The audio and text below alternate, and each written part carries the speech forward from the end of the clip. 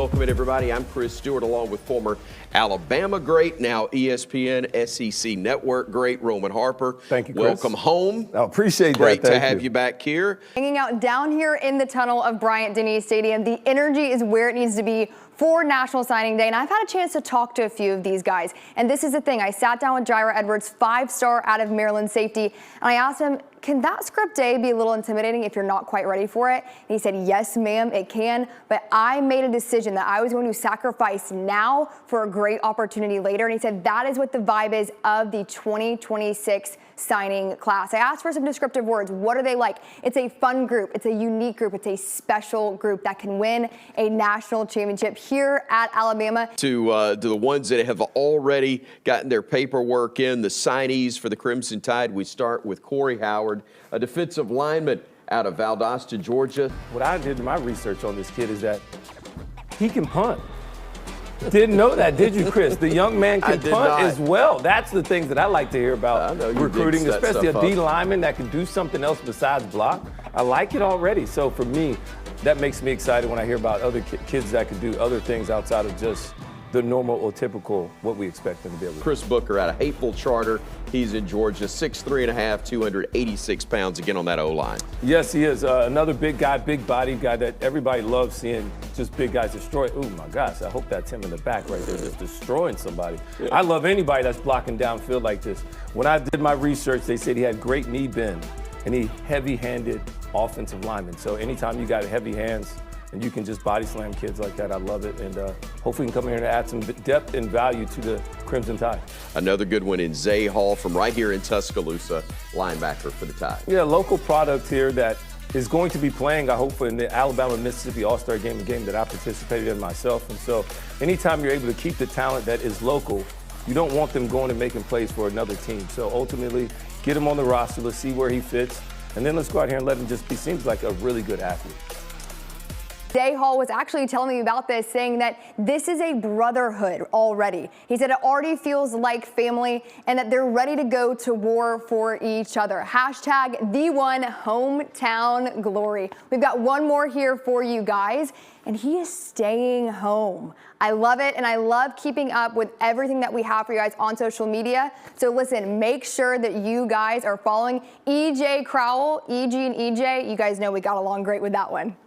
Well, I think this class alone has showed the resiliency and showed a lot of commitment to us early on in the season. Of course, we lost a game down in Florida State, and these guys stayed committed. They were telling other teams that they're not coming to visit their place, and that just shows a lot of commitment to who they are as individuals and exactly what we're looking for in this building. What do you remember most about your own signing day? Not much, man. I was down in my high school and signing in front of my class, my class, and that was about it. But it wasn't exciting as it is now. For you to get to have these relationships with these players when they're so young, they're coming in to the University of Alabama, what is that like for you?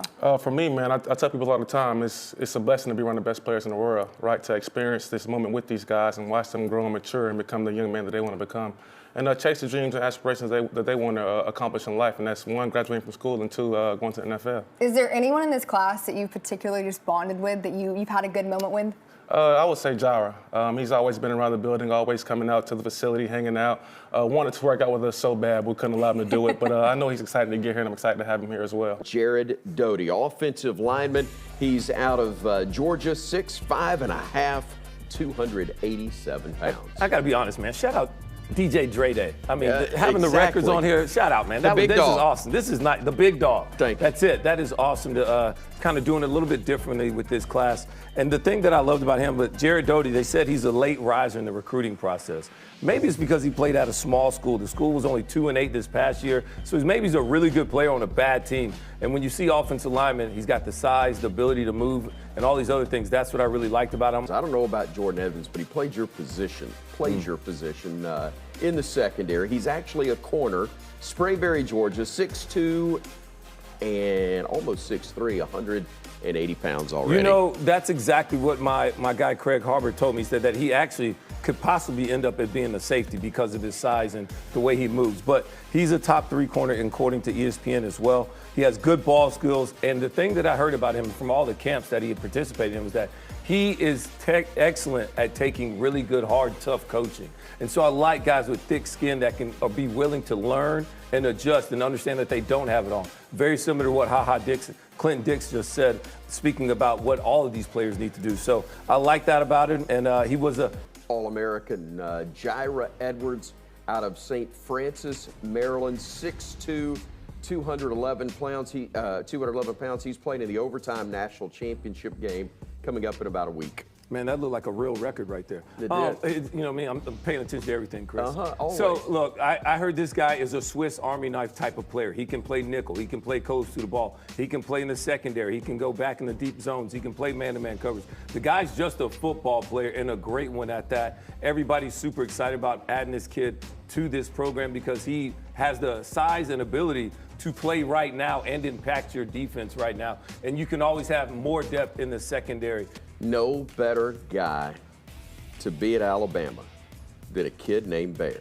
Bear Fretwell, Southeast Bullock, Georgia, over 6'6", almost 300 pounds, another big-time player and a big-sized one as well. He is a big size. And you know what's crazy to me, Chris? When I read his bio, the kid was homeschooled. But he clearly ain't missing no meals. That's right. He's 296, 300 pounds, homeschooled. They feeding him good whenever he's having a break. I do know that. But I'm glad he's got to participate in football. Just big size. Oh, I love that. You see that right there? Don't let him go. Zion Gibson coming up for us next. Again, those guys already looking good in the uniform. You know, the biggest thing with this kid that when I read and did my research was that this kid can roll. He is really fast. Timed at 4.4 consistently in the 4.4s electronically coming out of high school. That is flying. And he's also playing the Alabama-Mississippi All-Star game. I love that because I did it as well. So representing the state of Alabama matters. I love that part about it. Also, other stat that I learned, he returned 3 kicks for touchdowns. Anytime I got a defensive guy that's willing to crib the ball when he gets it, I love those type of players because that is a great athlete that just knows what to do with it. And when you get the ball in your hands, you're supposed to strike up the band. Now as we welcome in the general manager for Alabama football, Courtney Morgan, and Director of Player Personnel, Bob Welton. Gentlemen, good to see you. And I know that this is an incredibly crazy time because you have to take about 6 hours in the middle of the day, in the middle of the week, getting ready for an SEC championship game to look to a year from now, in essence. Yeah, luckily we don't have to coach. That's that part. There is that part. Yeah. It's a lot, and Roman, as we talked about, things have changed so much in the recruiting cycle and the recruiting setup, but this is 365, 24/7. What do you deem as a full class? I know today they're trying to sign 18, 19. So are you holding back? Like, what is a full class? When I was coming through it, it was 25. Everybody knew exactly what the number was, where we were trying to get to. Nowadays, it has shaped, it has moved. Kind of point me in the direction of what I should be looking for, or what is a full class anymore? Yeah, I think you used to base it off of the natural attrition on your roster. Your place was leaving. Yep. Now, you don't really know with the portal. Honestly, Bob, we just recruit. We try to keep it simple. In a world of chaos, we try to keep it simple. We find the best players. Yeah, we're just trying to find good football players. Now, unfortunately, it's to get to worry about the cost. Right. Yeah. Are they cost efficient Okay. for what their level of skill is? That's the other part that you got to take into consideration now. And I don't know, Courtney, if you think that. I think the signing class days of, hey, top 5 ranking class, I think that's out the window. Oh, wow. Because, like you said, the numbers are going to be lower. Right, yes. And, shoot, we took kids that are, you're going to take kids that are maybe lesser ranked because of the money situation. But they're good players. Right. But you just can't, it's just how it was. I want to follow that up. Go ahead, Courtney. Like if you look at the number 1 classes this year, they have 36 commits. Well, the only way you take 36 commits if you have a lot of people leaving your roster. We don't want our players to leave our roster. We feel like we have a really good roster. That's why we're in the position that we're in right now. So to take 36 players, it means you have a plan to remove a lot of people from your roster. So for us, it's identify the best players that equal the value of money that we're willing to spend. So we'll get the best players. We'll figure out, we'll allocate our money properly. But even doing that, we'll also keep in mind we want to keep our players. Yes. So you don't want to overspend your high school class because retention costs too. Okay. So it's, You bring up the money It's about in retention and all these other things.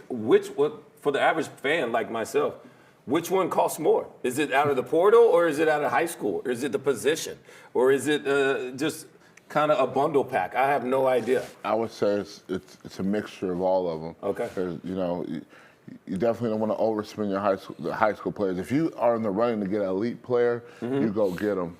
But you know the offset is that you might have to sign a smaller class because we're always being mindful of retention, right? The better you are in retention, the better you are at getting elite high school players, paying the right people, the less you have to spend in the portal. We have a budget for each of those buckets. Right. Ah, nice. Okay. So we don't want to spend it all on high school kids, like, Right. and not have enough for for our own team. So you got to really be disciplined, especially today, Right. because we're both used to just signing 25 Right, and right. signing all the good players we can, because Yes. there's no cost to it.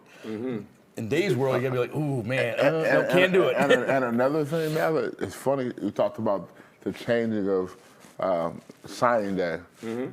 Losing a player on signing day doesn't kill you, because like, oh, that's cool. That's $400,000 more. Go find a portal guy. Or give it to someone who's been playing their butt off in the Yes. fall. Yeah. And it's a win-win.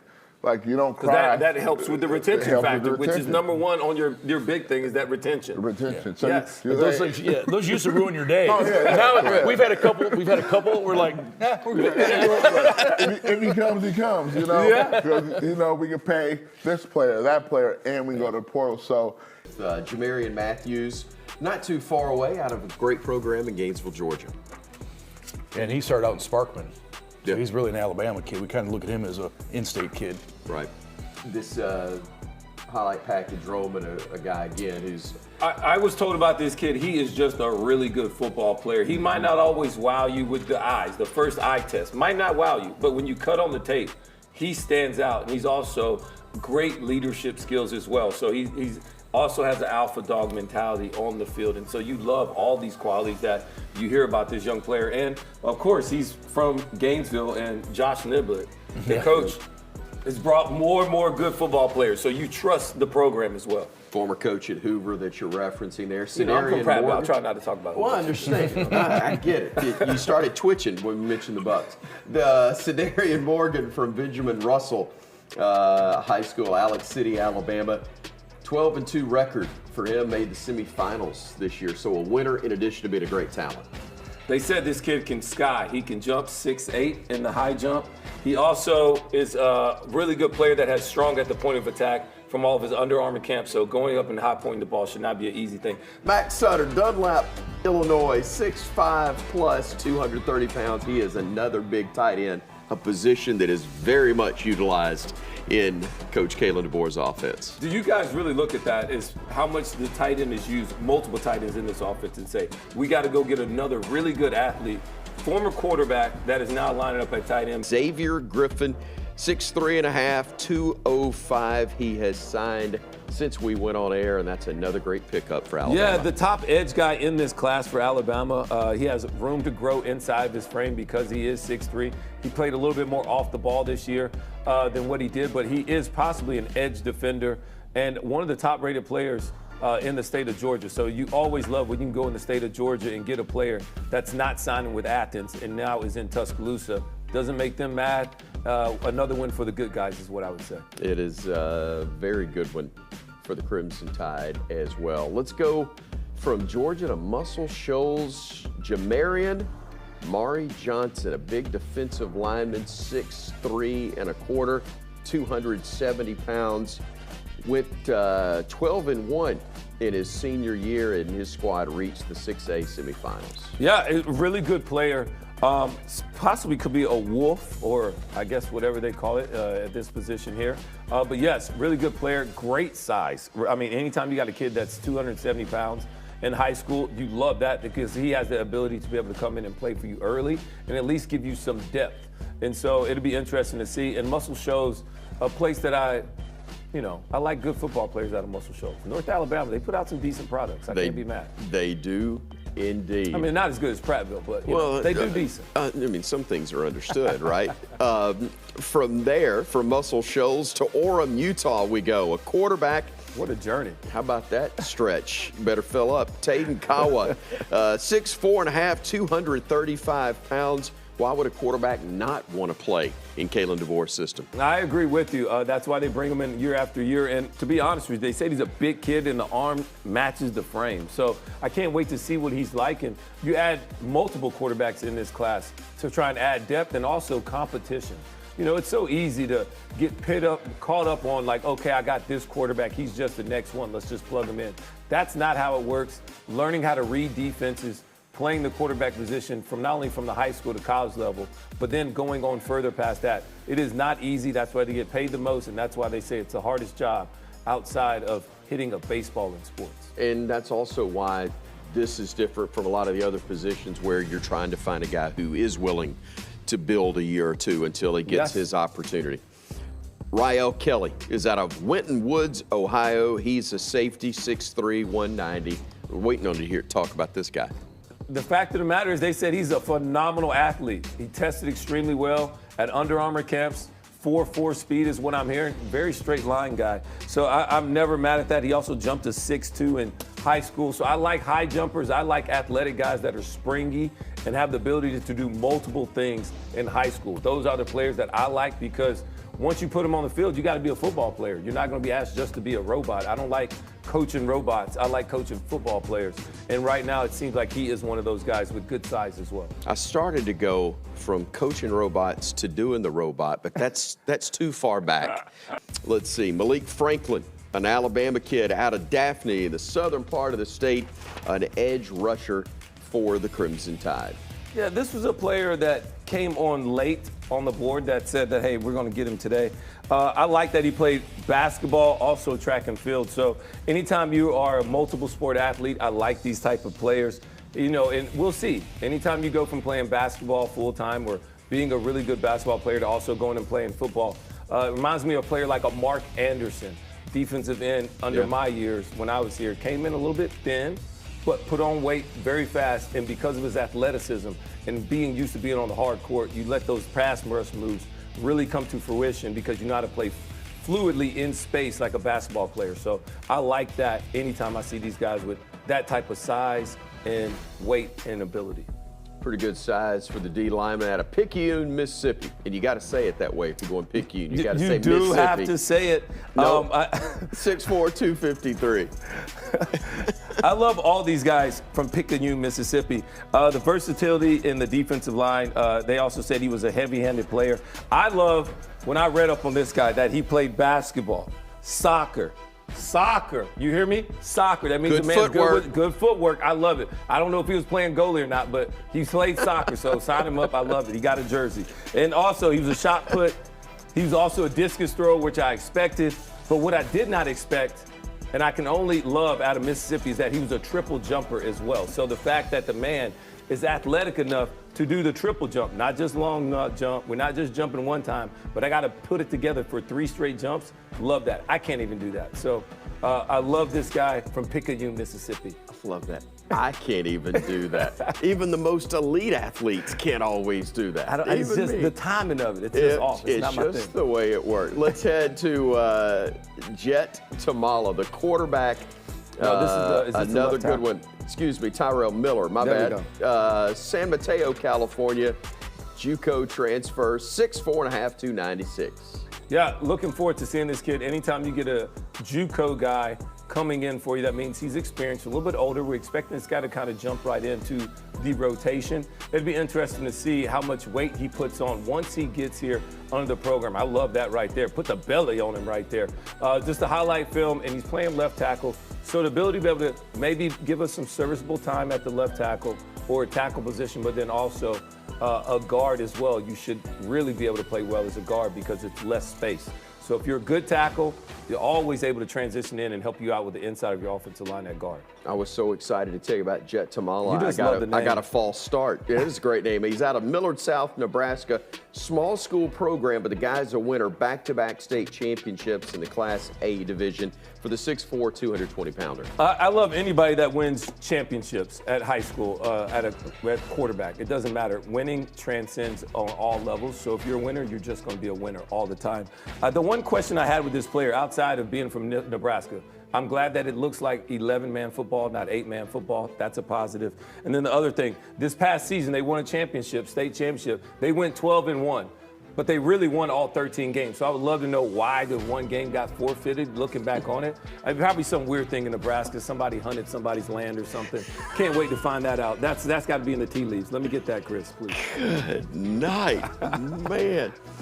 No love for the Huskers there from Jaira Edwards out of St. Francis, Maryland.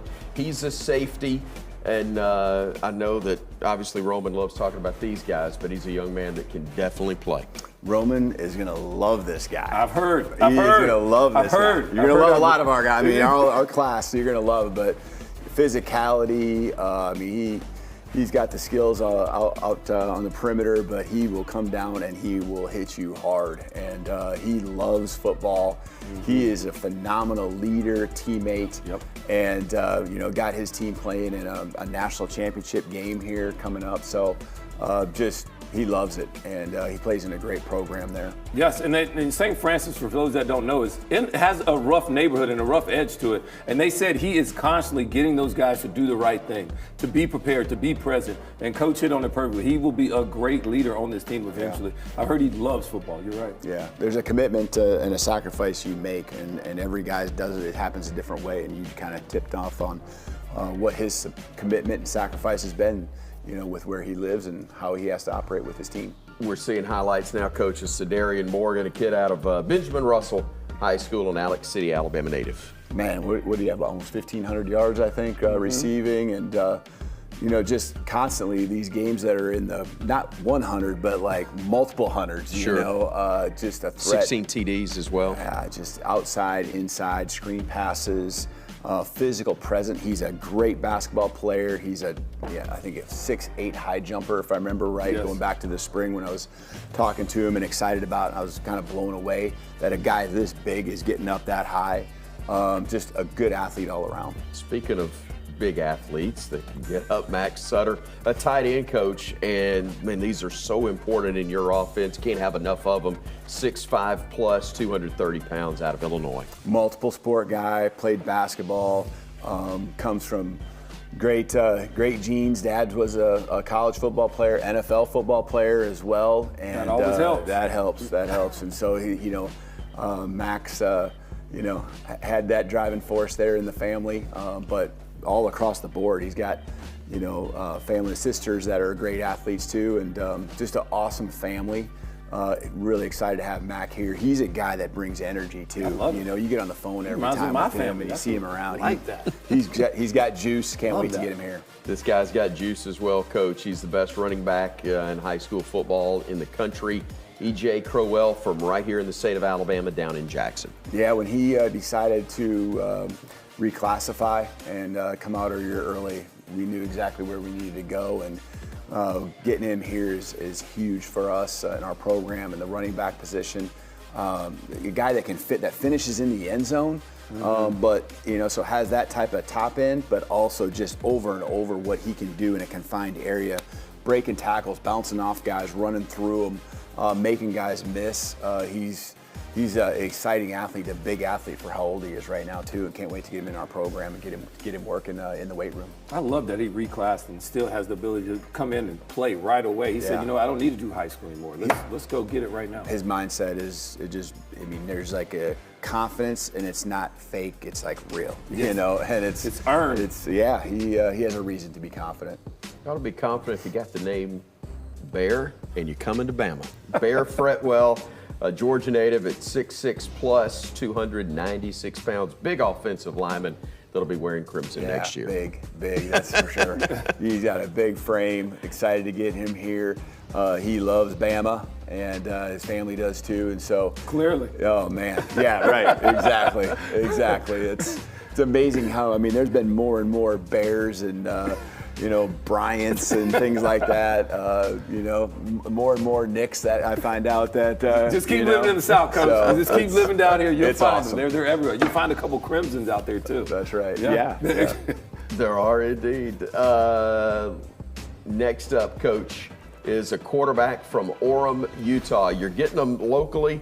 You're getting them from all over the place. Orem, Utah, not exactly a hop, skip, and a jump from Tuscaloosa, but Taden Kawa will have a lot of folks coming here to see him from that state. Yeah, threw for, I think, 30-plus touchdowns a few years in a row here. Just a big body guy that can just sling it. And, identified him back a few years ago. And, Coach Grubb in particular just stayed in touch, and just excited to have him here. He can make the throw down the field.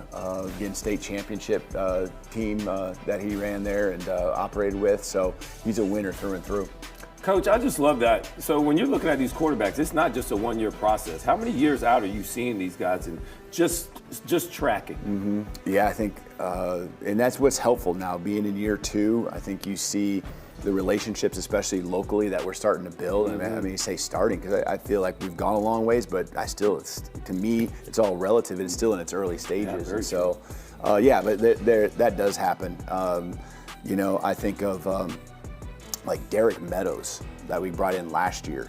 We saw him in camp 3-4 years, earlier, and he ran and was tall. And so these type of guys, pop up, and you just stay in touch. And that's a big part of it. Even kids that are out of small high school programs, Coach, like Jet Tamala in Nebraska. Everything's through the air when you got Jet. Yes, good point. Right? Well done. What a perfect name, huh? He threw for he's the all-time state leader in Nebraska for passing yards, passing touchdowns, and won their state championship.